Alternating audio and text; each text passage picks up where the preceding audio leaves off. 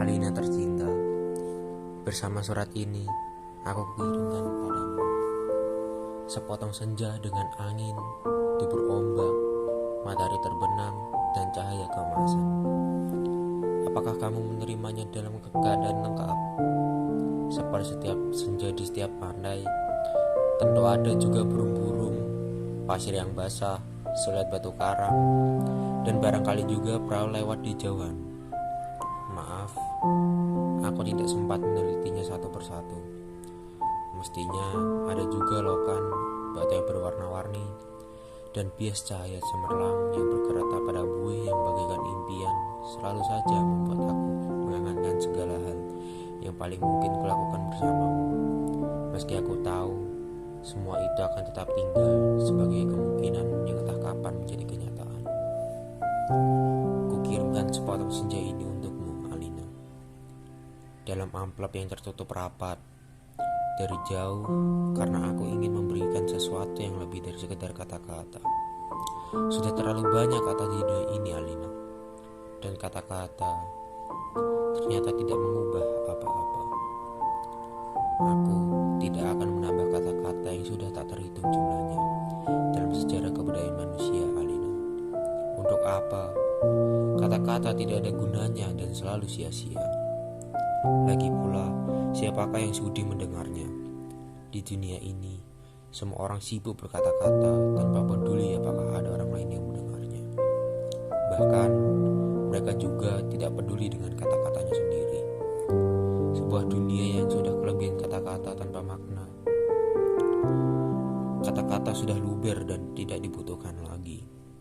Setiap kata bisa diganti artinya. Setiap arti bisa diubah maknanya. Itulah dunia kita, Alina. Kukirimkan sepotong senja untukmu, Alina. Bukan kata-kata cinta. Kukirimkan padamu sepotong senja yang lembut dengan langit kemerah-merahan yang nyata dan betul-betul ada dalam keadaan yang sama seperti ketika aku mengambilnya saat matahari hampir tenggelam kembali cakrawala. Alina yang manis, Alina yang sendu, akan kuceritakan padamu bagaimana aku mendapatkan senja itu untukmu. Sore itu, aku duduk seorang diri di tepi pantai, memandang dunia yang terdiri dari waktu, memandang bagaimana ruang dan waktu bersekutu, menjelmakan alam itu untuk mataku. Di tepi pantai, di tepi bumi, semesta adalah sapuan warna keemasan dan lautan adalah cairan logam, mesti buih pada lembur ombak yang mempas itu tetap saja putih seperti kapas, dan langit tetap saja ungu, dan angin tetap saja lembab dan basah, dan pasir tetap saja hangat ketika kau usapkan kakiku ke dalamnya. Kemudian tiba-tiba senja dan cahaya gemetar.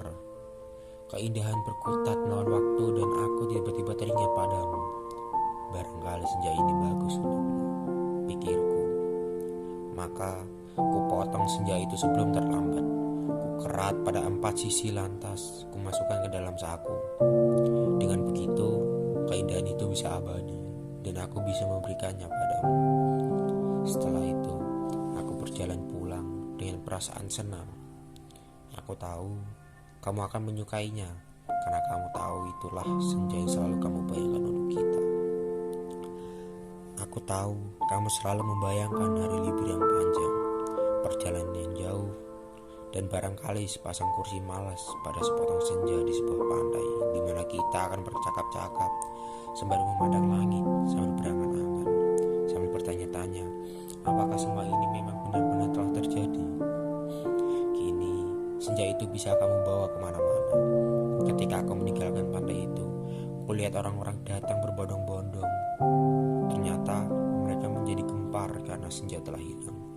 Kulihat cakrawala itu berubang besar sebesar katu pos. Alina sayang, semua itu telah terjadi dan kejadiannya akan tetap seperti itu. Aku telah sampai ke mobil ketika di antara kerumunan itu kulihat seseorang menunjuk-nunjuk ke arahku. Dia yang mengambil senja itu. Saya lihat dia yang mengambil senja itu.